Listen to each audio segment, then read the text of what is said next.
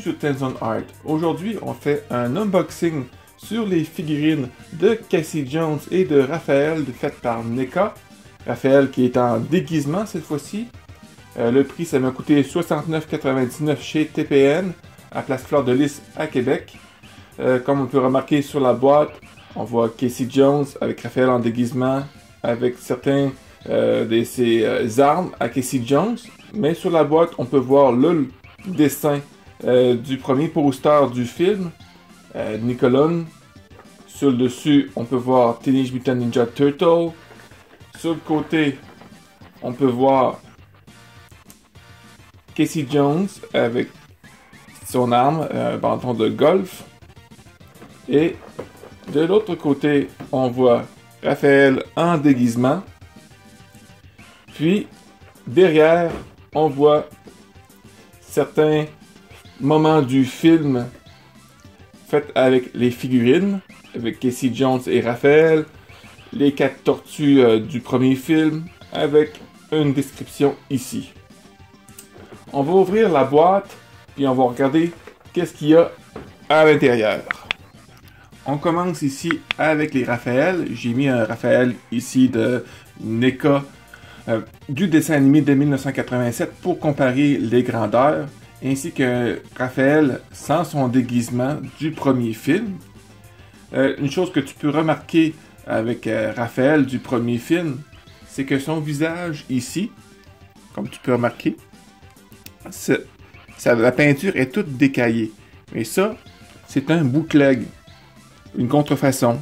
Regarde le visage de celui-ci, il est très clair, très propre.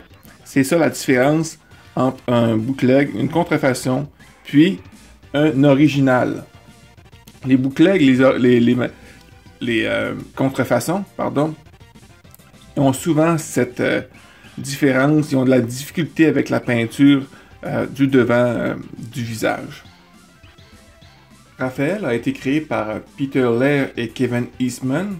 Kevin Eastman lui-même a mentionné que Raphaël a la même personnalité que lui. En fait, Kevin Eastman lui a donné sa personnalité, étant comme une personne qui est impatient, rebelle.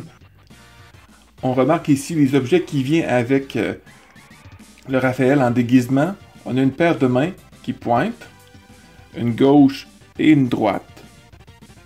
Tu peux voir comme quoi que c'est vraiment bien sculpté, même les ongles, les plis de la peau. NECA, ils font du bon travail dans les détails. On a aussi une autre paire de mains qui est ouverte, comme ceci, la gauche et la droite. Et on a deux morceaux de bandana qui flottent au vent. On a un morceau de pizza, bien sûr. Les tortues viennent toujours avec un morceau de pizza. Et un fait étonnant, il y a les deux sailles. Si vous vous souvenez, dans le film, Raphaël, à ce moment-ci, n'a juste un saille. Puis, si vous avez remarqué, April, qui s'en vient bientôt au mois d'août, va venir avec, comme accessoire avec un autre saille. Ça fait spécial que lui en a deux, mais c'est quand même correct. Si tu as remarqué, le saille, comment c'est fait, comment c'est sculpté, comment c'est peint, c'est vraiment méticuleux. Du côté de la figurine, oh, il faut pas oublier le fameux chapeau. Avant la figurine, le chapeau. Si tu remarques, en arrière, le chapeau, il y a un petit trou. C'est pouvoir le mettre comme ceci, dans le trou, pour que ça puisse bien tenir, parce que le chapeau, il tient pas si bien que ça, hein? Comme ceci. Mais le chapeau, tu peux le mettre sur un autre personnage, il n'y a pas de problème non plus. Même le manteau, tu peux l'enlever et le mettre aux autres tortues, il n'y a pas de problème. Si tu le mets sur cette sorte de tortue-là, les comics 1987, le cartoon, bien le manteau va être un peu trop long. La seule chose que je peux dire en rapport avec cette figurine-là, à part que le petit sac ici est vraiment bien fait et bien sculpté, faites attention lorsque vous enlevez le sac à dos parce que la lanière ici, c'est assez sensible. Ça peut même casser. elle est vraiment magnifique cette figurine-là, à part le manteau aussi, que parfois les coutures, comme tu vois ici, là, ça rouvre un peu. C'est un peu déplaisant de ce côté-là. Mais à part ça, comme figurine, c'est la figurine comme celle-ci, mais avec un manteau. Vraiment bien faite. J'ai rien à dire là-dessus. Le côté articulation, c'est les mêmes articulations de cette figurine-là. Mais avec un manteau, parfois c'est un petit peu plus difficile à tourner les bras parce que le tissu bloque. Hein.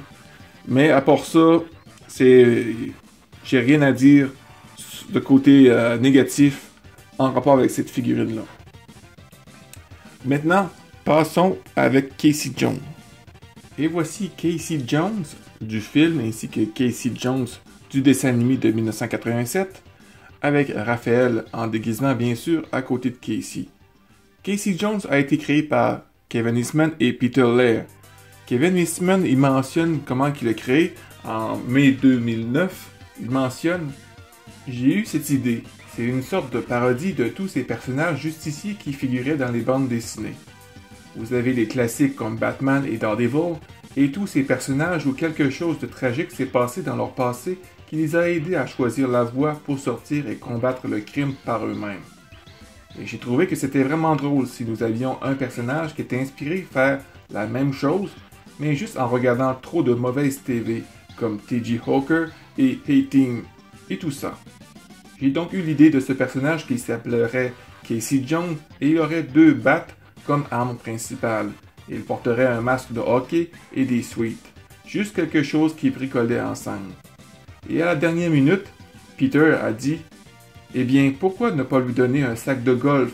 Il aura toutes sortes d'armes dedans. » Vous saviez peut-être pas, mais Casey Jones était supposé être dans le 2e film. Mais il a été exclu.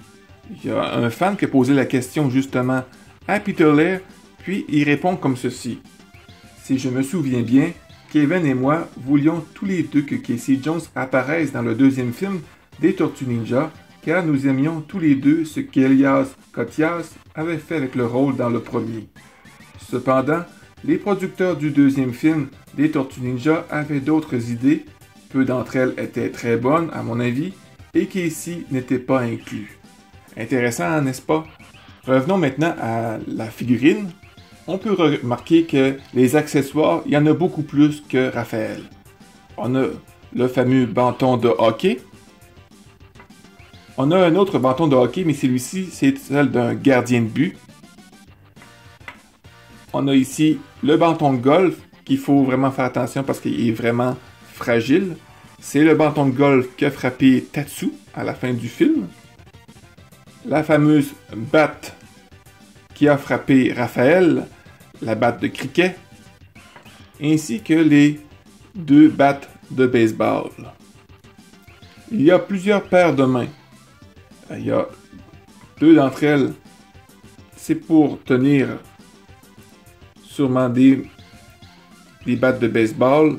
Les trous sont un peu plus petits, mais ceux-là sont davantage plus petites, sûrement pour tenir le bâton de golf. On a une main qui pointe et l'autre qui est entre-ouverte. On a le sac de golf comme Raphaël avec son sac à dos. Faites attention à la ganse ici parce que c'est quand même fragile. Hein. NECA font vraiment des belles affaires. Ils font vraiment des choses en détail. C'est nickel, c'est vraiment magnifique. Mais c'est toujours fragile. Tout comme la figurine. C'est une figurine vraiment très magnifique avec des détails extraordinaires. J'ai jamais vu ça, des figurines aussi belles que ça. Mais les articulations, ça laisse un peu à désirer dans le sens que sont fragiles. Parce que quand on rouvre, on ne sait pas des fois la limite, des fois c'est très serré. Et on ne sait pas si on continue, si on va casser la figurine ou si on peut continuer à faire les étirements comme ça de les membres. Comme là, les pieds, on ne peut pas aller plus loin que ça. Hein. Les jambes, il fait 80-90 degrés. On a un peu d'articulation. On peut tourner un peu les pieds, comme ceci. Une chose que j'aime beaucoup moins là-dessus, sur cette figurine-là, c'est les bras, la façon, jointure relie les deux bras. Je trouve que ça fait laid un peu. Mais à part ça, tu vois, comme là, on peut pas pousser plus loin. On peut aller à cette hauteur-là. On peut pas aller plus haut parce que ça bloque dû à la veste ici. Les rotations, on peut faire le 180. Les deux bras, c'est la même chose. La tête, on peut pas aller plus haut. La tête, parce que dû aux cheveux en arrière, bloque. Mais elle descend un petit peu plus bas. Sur les côtés non plus, dû aux cheveux qui bloquent. Mais la tête, on peut la tourner en 180. Il n'y a pas de problème. Ça bloque un petit peu à cause des cheveux. Mais à part ça, ça va. Le masque, on ne peut pas l'enlever autant que celui-ci. On ne l'enlève pas. Mais si vous voulez voir vraiment qu'est-ce qu'il y a en dessous du masque, je vous montre une photo maintenant. Vous voyez le visage du personnage de Casey Jones. Pourquoi il y a un visage en dessous, mais on ne peut pas enlever le masque. D'après ce que j'ai pu lire sur les forums, ils n'avaient pas la permission, bref, pour pouvoir mettre le visage du personnage. Alors, ils ont mis le masque comme ceci et nous l'ont vendu de même. Mais là, comme on a pu voir dernièrement avec April O'Neil qui sort en figurine au mois d'août, on peut voir sur les photos un Casey Jones sans masque. Alors, on va pouvoir voir bientôt, je ne sais pas quand, un Casey Jones sans masque. Est-ce que ça va être juste une tête pour rajouter sur cette figurine-là, on pourra enlever et rajouter le visage, la tête sans masque, ou ça va être une figurine avec sans son masque? Ça reste à voir. À part ça, il n'y a pas grand chose à dire sur ces figurines-là, à part que Ralph et Casey Jones vont vraiment bien de pair. Il y a souvent des comic books, des bandes dessinées, que c'est juste les deux personnages qui sont mis de l'avant, comme dans Body Count, que je vais faire une review bientôt. Alors abonne-toi si tu veux en savoir un peu plus sur ce livre qui est assez controversé. Je termine en te disant, mets un beau pouce bleu, ça va te faire toujours plaisir. Commente la vidéo, partage, abonne-toi si c'est pas encore fait parce que sur les tortues, j'ai pas fini d'en parler et si tu veux en savoir davantage sur les tortues, tu es sur la bonne chaîne. Et sur ce, mon ami, je te souhaite une bonne journée. Fais attention à toi parce que tu es important et on se dit à la prochaine vidéo. Bye bye.